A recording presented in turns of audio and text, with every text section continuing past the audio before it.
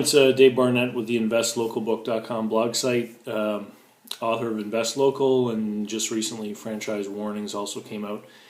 It's Saturday, and I just had a meeting here earlier this afternoon, and it made me want to come and make a little video to talk to all of you out in YouTube land. Met with a guy. Basically, he's got a business opportunity, or so he believes, a piece of land that he's able to generate money from, but he had some financial difficulties and had to borrow money from someone, and now there's a lien on the land, a mortgage. So basically what he wants to do is he wants to get some investors to pay out his debt and get into business with him to basically make money from this land. I don't really want to say what it is because it's pretty unique. But, he's got no business plan, no sales forecast. He's got no organizational considerations. I asked him questions like, what equipment are you going to need? Where's your list? He needs equipment. He doesn't have a list.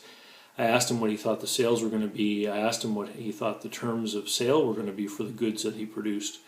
And he thought that everyone would just pay him cash, and what he wants to do is going to end up in the construction trade, where he'll be selling basically to masons and other building trade type guys, and they in turn work for general contractors who in turn wait for draws from the bank when you're building a house. And at the end of the day, here in New Brunswick there's a 15% holdback for 60 days after the house is done, just in case there are any mechanics liens that get applied on the property.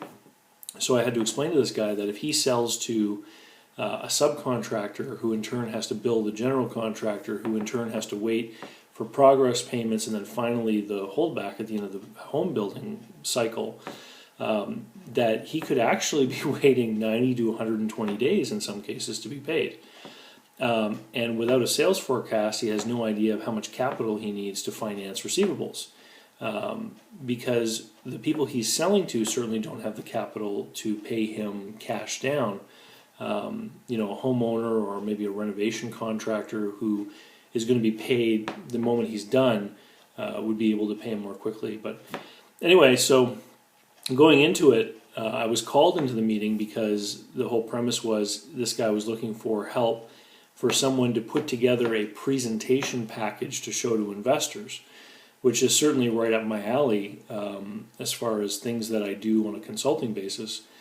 So to create a plan to show investors, number one, what is going to happen to your money, what's it going to be used for? Number two, what's the worst thing that can happen, and what's your plan B?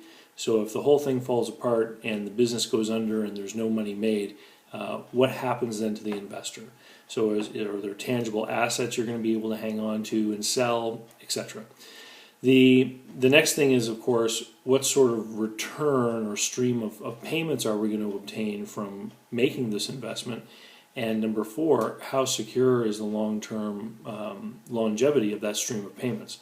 So if you're an investor, that's the stuff you want to know, right? That's what I teach in my book, Invest Local. These are the things you want to know. How much money, what's it used for, what's your plan B in case something goes wrong, what's your rate of return, and what's the certainty that flow of cash is going to happen. Anyway, so needless to say, this guy, he's not prepared at all.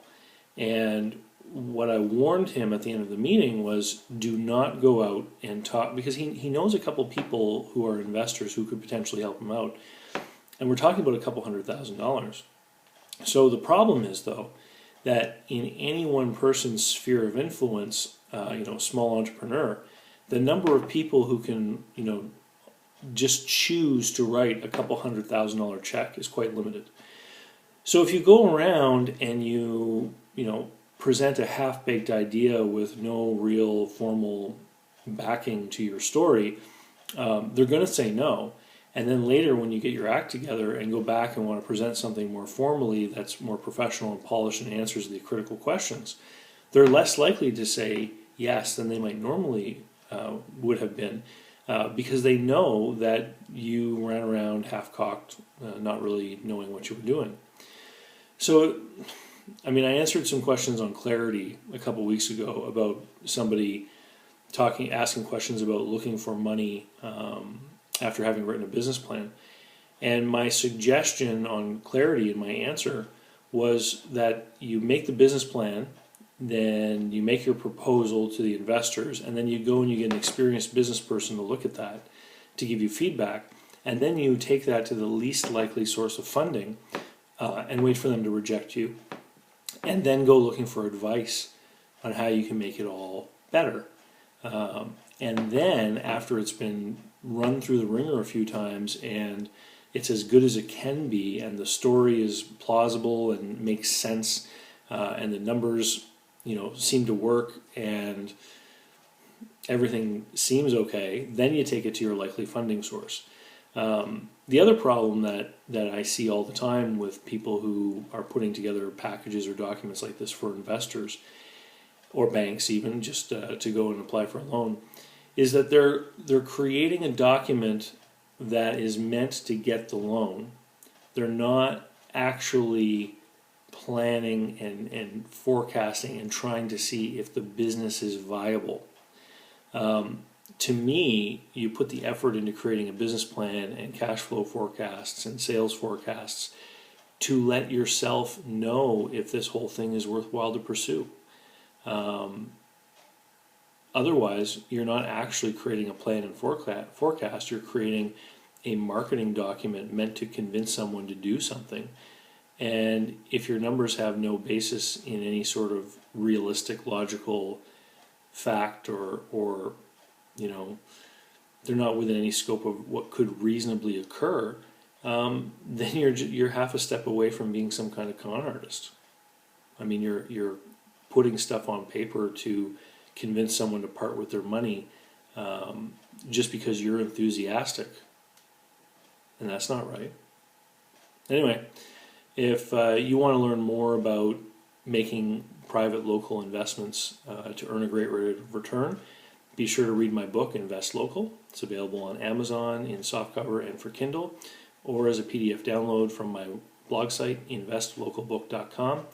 Also just released and available in PDF right now and soon to be out through Amazon is Franchise Warnings, which is basically a synopsis of my history and experience in helping people buy and sell franchises, helping people buy existing franchises and new locations, and also advising franchisors. And so that one, if you're ever thinking about getting into business and owning a franchise, is definitely worth its weight in gold, because $10 would be a very small piece of gold. Anyway, talk to you later, everyone. Have a great day.